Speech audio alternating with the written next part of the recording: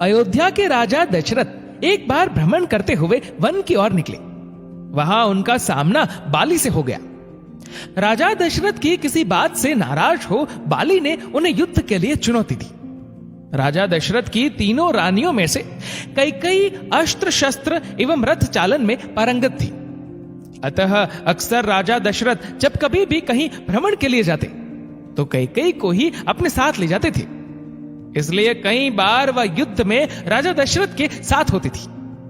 जब बाली एवं राजा दशरथ के मध्य भयंकर युद्ध चल रहा था, उस समय संयोगवश रानी कैकेयी भी उनके साथ थी। युद्ध में बाली राजा दशरथ पर भारी पड़ने लगा। वह इसलिए क्योंकि बाली को यह वरदान प्राप्त था कि उसकी दृष्टि यदि किसी पर भी पड़ जाए तो उसकी आधी शक्ति बाली को प्राप्त हो जाती थी। अतः यह तो निश्चित था कि उन दोनों के युद्ध में हार राजा दशरथ की ही होगी। राजा दशरथ के युद्ध हारने पर बाली ने उनके सामने एक शर्त रखी कि या तो वे अपनी पत्नी कैकेयी को वहां छोड़ जाए या रघुकुल की शान अपना मुकुट यहां पर छोड़ जाए।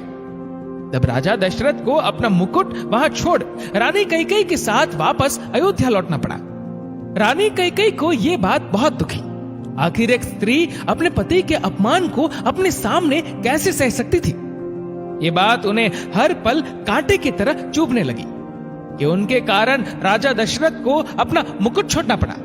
वह राज मुकुट की वापसी की चिंता में रहती थी। जब श्री राम जी के राज तिलक का समय आया तब दशरथ जी व कैकेयी को मुकुट को लेकर चर्चा हुई। ये बात तो केवल यही दोनों जानते थे।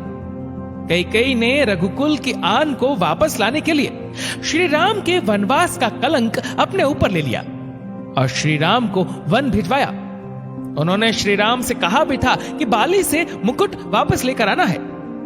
श्री राम जी ने जब बाली को मारकर गिरा दिया, उसके बाद उनका बाली के साथ संवाद होने लगा। प्रभु ने अपना परिचय देकर बाली से अपने कुल के शान मुकुट के बारे में पूछा था।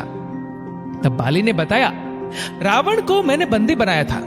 जब वह भागा तो साथ में छल से वह मुकुट भी लेकर भाग गया। प्रभु, मेरे पुत्र को सेवा में ले ले। वह अपने प्राणों की बाजी लगाकर आपका मुकुट लेकर आएगा।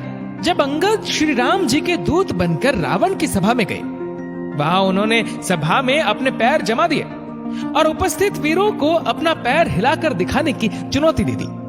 रावण के महल के सभी योद्धा ने अपनी पूरी ताकत अंगद के पैर को हिलाने में लगाई, परंतु कोई भी योद्धा सफल नहीं हो पाया। जब रावण के सभा के सारे योद्धा अंगद के पैर को हिला न पाए तो स्वयं रावण अंगद के पास पहुंचा और उसके पैर को हिलाने के लिए जैसे ही झुका, उसके सर से वह मुकुट गिर गया। अंगद वह मुकुट लेकर वापस श्री राम के पास चले आई। ये महिमा थी रघुकुल के राजमुकुट की। राजा दशरथ के पास गया तो उन्हें पीड़ा झेलनी पड़ी। बाली से जब रावण वह मुकुट लेकर गया तो बाली को अपने प्राणों को आहुति देनी पड़ी। इसके बाद जब अंगद रावण से वह मुकुट लेकर गया तो रावण के भी प्राण गए तथा कैकेयी के कारण ही रघुकुल के लाज बच सकी। यदि कैकेयी श्री राम को वनवास नहीं भेजती तो रघुकुल सम्मान वापस नहीं लौट पाता। कैकेयी ने कुल के सम्मान के लिए सभी कलंक एवं अपयश अपने ऊपर ले लिए। अतः श्री राम अपनी माताओं में सबसे ज्यादा प्रेम कैकेयी को करते थे। दोस्तों, इस वीडियो को लेकर आपकी क्या राय है नीचे कमेंट करके जरूर बताएगा। और अगर आपको वीडियो अच्छा लगा हो तो इस वीडियो को लाइक करेगा, शेयर करेगा ज्यादा से ज्यादा लोगों तक। और ऐसी ही और भी स्पिरिचुअल कहानियों को सुनने के लिए सब्सक्राइब करें हमारे यूट्यूब चैनल को और फेसबुक पर फॉलो करें हमारे फेसबुक पेज को। धन्यवाद।